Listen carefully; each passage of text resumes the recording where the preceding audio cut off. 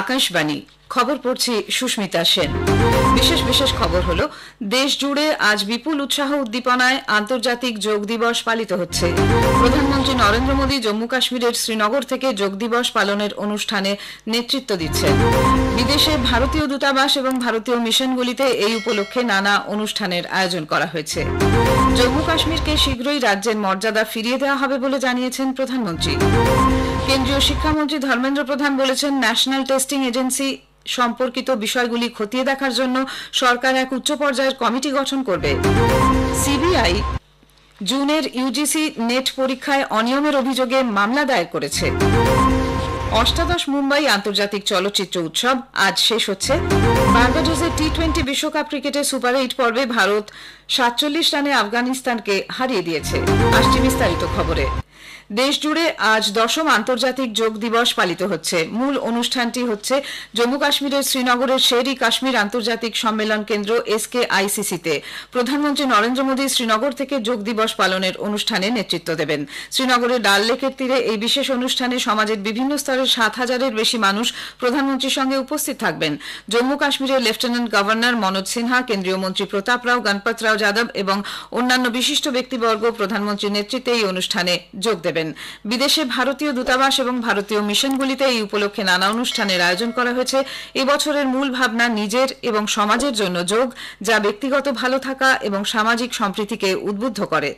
যোগাভ্যাসের মাধ্যমে বিশ্ব স্বাস্থ্য এবং সুস্থতার বার্তা ছড়িয়ে দিতে হাজার হাজার মানুষকে একত্রিত করাই এই অনুষ্ঠানের উদ্দেশ্য। এই উপলক্ষে প্রধানমন্ত্রী শারীরিক, মানসিক এবং আধ্যাত্মিক বিকাশের ক্ষেত্রে যোগের ভূমিকার কথা তুলে ধরে এ বিষয়ে এক অভিন্ন অধিবেশনে ভাষণ দেবেন।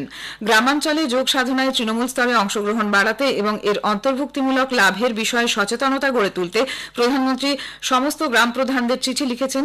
আজকের দিনটিকে যোগ দিবস হিসেবে ঘোষণার পর থেকেই প্রধানমন্ত্রী এর প্রচারে দিল্লির কর্তব্যপথ, চণ্ডীগড়, দেরাদুন, রাঁচি, লখনৌ, মাইসুরু এবং নিউ ইয়র্কের রাষ্ট্রসংঘের সদর দপ্তরে আয়োজিত অনুষ্ঠানে যোগ দেন।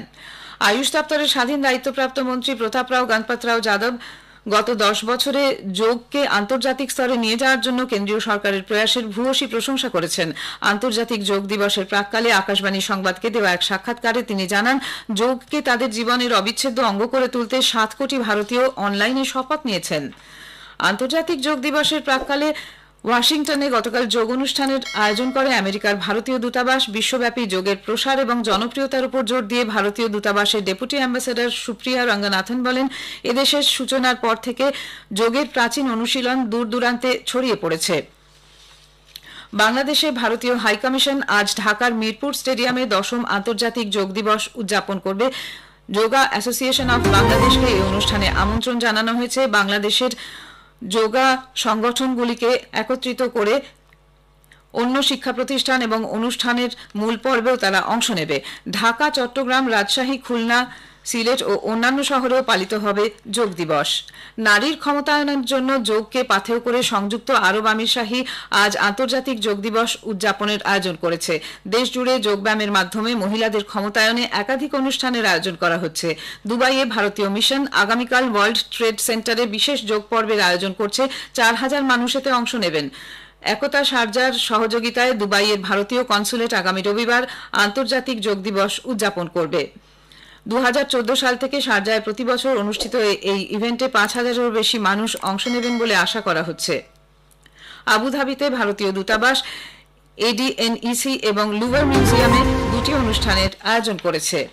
প্রধানমন্ত্রী নরেন্দ্র মোদী বলেছেন, জম্মু কাশ্মীরে সাম্প্রতিক সন্ত্রাসবাদী হামলার ঘটনায় কেন্দ্র অত্যন্ত উদ্বিগ্ন এবং এর যোগ্য জবাব দেওয়া হবে। তিনি গতকাল শ্রীনগরের শের-ই কাশ্মীর আন্তর্জাতিক কেন্দ্রে জম্মু কাশ্মীরের যুব সমাজকে ক্ষমতা প্রদান সংক্রান্ত এক অনুষ্ঠানে যোগ দেন। জম্মু কাশ্মীরের জন্য বিভিন্ন উন্নয়নী প্রকল্পের ঘোষণা করে শীঘ্রই তাকে রাজ্যের মর্যাদা ফিরিয়ে দেওয়া হবে বলে আশ্বাস দেন শ্রী মোদী। উল্লেখ্য, দুদিনের সফরে প্রধানমন্ত্রী গতকালই জম্মু কাশ্মীরে পৌঁছন। তিনি সেখানে 1500 কোটি টাকারও বেশি 84টি উন্নয়নমূলক প্রকল্পের উদ্বোধন ও শিলান্যাস করেন। রাষ্ট্রপতি দ্রৌপদী মুর্মু লোকসভার সদস্য ভাতৃহরি মাহতাবকে অধ্যক্ষ প্রতিম বা অস্থায়ী অধ্যক্ষ হিসেবে নিযুক্ত করেছেন। নতুন অধ্যক্ষ নির্বাচিত না হওয়া পর্যন্ত রাষ্ট্রপতি শ্রী মাহতাবকে কাজ চালিয়ে যেতে বলেছেন। সংসদ বিষয়ক মন্ত্রী কিরেন রিজিজু এক সোশ্যাল মিডিয়া পোস্টে বলেছেন, রাষ্ট্রপতি অধ্যক্ষ প্রতিমকে নতুন সদস্যদের শপথ গ্রহণ সহ বিভিন্ন কাজে সহযোগিতার জন্য সুদীপ বন্দ্যোপাধ্যায়, সুরেশ কাদিকুন্নিল, থালিকোত্তাই, রাজু থেভার বালু, রাধামোহন সিং ও ফাগ্গান সিং কুলাস থেকে দায়িত্ব দিয়েছেন। উল্লেখ্য, অষ্টাদশ লোকসভার প্রথম অধিবেশন শুরু হবে আগামী সোমবার 24শে জুন। রাজ্যসভার অধিবেশন শুরু হবে 27শে জুন। নতুন লোকসভার অধ্যক্ষ নির্বাচন হবে 26 তারিখ। লোকসভা ভোটের জন্য 3 মাস বন্ধ থাকার পর আগামী 30শে জুন আবার শোনা যাবে প্রধানমন্ত্রী নরেন্দ্র মোদীর মাসিক বেতার অনুষ্ঠান মন কি বাত। প্রধানমন্ত্রী হিসেবে টানা তৃতীয়বার দায়িত্ব নেওয়ার পর এটি হবে তার প্রথম মন কি বাত। মন কি বাতের এটি 111তম পর্ব। জনসাধারণ তাদের বক্তব্য এবং পরামর্শ 28শে জুনের মধ্যে টোল ফ্রি নম্বর 1800-117800 জানাতে পারেন। নরেন্দ্র মোদী অ্যাপ অথবা মাইগভ ওপেন ফোরামেও তা জানানো যেতে পারে। বেলা 11টা থেকে আকাশবাণী এবং দূরদর্শনের সবকটি চ্যানেলে এবং Akashvani news on AIR website, mobile app, প্রধানমন্ত্রীর দপ্তর ও তথ্য সম্প্রচার মন্ত্রকের ওয়েবসাইটে এবং ইউটিউব চ্যানেলেও মন কি বাত সম্প্রচারিত হবে। হিন্দিতে এই অনুষ্ঠান সম্প্রচারিত হবার পরেই আঞ্চলিক ভাষায় এর তর্জমা শোনা যাবে। খবর শুনছেন আকাশবাণী থেকে। কেন্দ্রীয় শিক্ষামন্ত্রী ধর্মেন্দ্র প্রধান বলেছেন, ন্যাশনাল টেস্টিং এজেন্সি এনটিএ সম্পর্কিত বিষয়গুলি খতিয়ে দেখার জন্য সরকার এক উচ্চ পর্যায়ের কমিটি গঠন করবে। নতুন দিল্লিতে গতকাল সংবাদ মাধ্যমের সঙ্গে কথা বলার সময় তিনি জানান, উচ্চ পর্যায়ের কমিটির সুপারিশগুলি সংস্থার কাজকর্মের এবং এর গঠন, কার্যকারিতা, পরীক্ষা প্রক্রিয়া, স্বচ্ছতা ও ডেটা নিরাপত্তার প্রোটোকলের আরও উন্নতি ঘটাতে সাহায্য করবে। তিনি বলেন, বেশ কিছু অনিয়ম সরকারের নজরে এসেছে। নেটের স্নাতক স্তরের পরীক্ষা সম্পর্কে যেসব অনিয়ম প্রকাশ্যে এসেছে তা নিয়ে কেন্দ্র বিহার সরকারের সঙ্গে যোগাযোগ রেখে চলেছে। দোষীদের বিরুদ্ধে কঠোর ব্যবস্থা নেওয়া হবে বলেও শ্রী প্রধান জানিয়েছেন। সিবিআই 2024-এর ইউজিসি নেট পরীক্ষা সম্পর্কে একটি মামলা দায়ের করেছে। শিক্ষা দপ্তরের সচিবের কাছ থেকে পাওয়া অভিযোগের ভিত্তিতে ভারতীয় দণ্ডবিধির নির্দিষ্ট ধারায় অজ্ঞাত পরিচয়ে অভিযুক্ত ব্যক্তিদের বিরুদ্ধে এই মামলা রুজু করা হয়েছে। সিবিআই সূত্রে জানানো হয়েছে, এবারের ইউজিসি নেট পরীক্ষায় অনিয়ম নিয়ে বিশ্ববিদ্যালয় মঞ্জুরি কমিশনের কাছে বেশ কিছু সূত্রে অভিযোগ আসে। এনটিএ 18ই জুন দেশজুড়ে বিভিন্ন শহরে 2 পর্বে যে পরীক্ষা নিয়েছিল, এর প্রেক্ষিতে তা বাতিল ঘোষণা করা হয়। ঔপনিবেশিক আমলে চালু হওয়া ভারতীয় দণ্ডবিধি, ভারতীয় সাক্ষ্য আইন এবং ফৌজদারি কার্যবিধি, যা 1973 সালে সংশোধিত হয়ে ক্রিমিনাল প্রসিডিওর কোড হিসেবে পরিচিত হয়ে আসছে, এসব বাতিল হয়ে আগামী 1 জুলাই থেকে চালু হতে চলেছে ভারতীয় ন্যায় সংহিতা, ভারতীয় সাক্ষ্য অধিনিয়ম এবং ভারতীয় নাগরিক সুরক্ষা সংহিতা। দেশের মানুষকে দ্রুত নির্দিষ্ট সময়সীমার মধ্যে নির্ভুল বিচার দেওয়াই এই 3টি আইনের লক্ষ্য বলে কেন্দ্রীয় সরকার জানিয়েছে।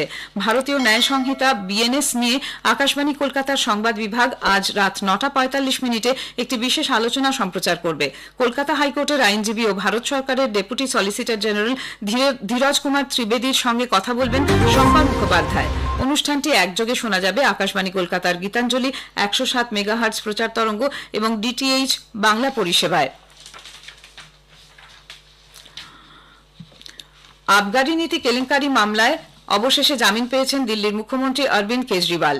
দিল্লির রাউস অ্যাভিনিউ আদালতের অবকাশকালীন বিচারক ন্যায় বিন্দু গত সন্ধ্যায় 1 লক্ষ টাকার বন্ডের বিনিময়ে তাকে জামিন মঞ্জুর করেন। উল্লেখ্য, আম আদমি পার্টি আপের প্রধান কেজরিওয়ালকে এনফোর্সমেন্ট নির্দেশালয় ইডি লোকসভা ভোটের মুখে গত 21শে মার্চ গ্রেপ্তার করে নির্বাচনের প্রচার চালানোর অনুমতি দিয়ে সুপ্রিম কোর্ট মে মাসে তাকে অন্তর্বর্তী জামিন মঞ্জুর করেন।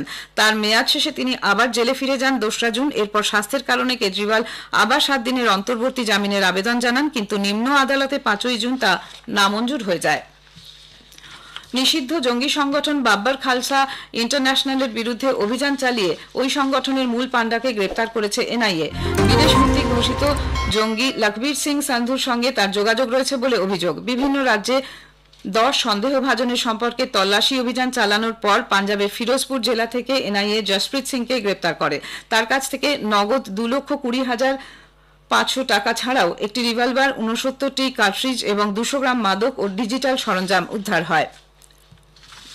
বাংলাদেশের প্রধানমন্ত্রী শেখ হাসিনা 2 দিনের সফরে আজ ভারতে আসছেন। এই সফরকালে প্রধানমন্ত্রী নরেন্দ্র মোদীর সঙ্গে দ্বিপাক্ষিক বৈঠকের পাশাপাশি তিনি রাষ্ট্রপতি দ্রৌপদী মুর্মু ও উপরাষ্ট্রপতি জগদীপ ধনখড়ের সঙ্গে সাক্ষাৎ করবেন। অষ্টাদশ মুম্বাই আন্তর্জাতিক চলচ্চিত্র উৎসব আজ শেষ হচ্ছে। গত 15ই জুন চার্চেল হ্যামিল্টন জেমসের নির্দেশিত বিলিয়ন মলি অ্যান্ড আটার লাভ স্টোরি ছবি দিয়ে 7 দিনব্যাপী এই অনুষ্ঠানের সূচনা হয়েছিল। 59টি দেশের 61টি ভাষায় 314টি ছবি এতে প্রদর্শিত হয়। বার্বাডোসের কেনসিংটন ওভালে টি-20 বিশ্বকাপ ক্রিকেটের সুপার 8 পর্বে ভারত তাদের প্রথম ম্যাচে 47 রানে আফগানিস্তানকে পরাজিত করেছে। টসে জিতে প্রথমে ব্যাট করতে নেমে ভারত নির্ধারিত 20 ওভারে 8 উইকেটে 181 রান তোলে। জবাবে ব্যাট করতে নেমে আফগানিস্তান নির্ধারিত 20 ওভারে সবকটি উইকেট হারিয়ে 134 রান তুলতে সমর্থ হয়। সূর্যকুমার যাদব ম্যাচের সেরা হন। অন্যদিকে স্যার ভিভিয়ান রিচার্ডস স্টেডিয়ামে অস্ট্রেলিয়া বাংলাদেশের বিরুদ্ধে খেলতে নেমেছে। টসে জিতে অস্ট্রেলিয়া বল করার সিদ্ধান্ত নেয়। শেষ খবর পাওয়া পর্যন্ত বাংলাদেশ 18 ওভার 7 উইকেটে 122 রান করেছে। খবর এখনকার মতো এ পর্যন্ত। প্রতিদিনই নিয়মিত খবর শুনতে চ্যানেলটি সাবস্ক্রাইব করুন।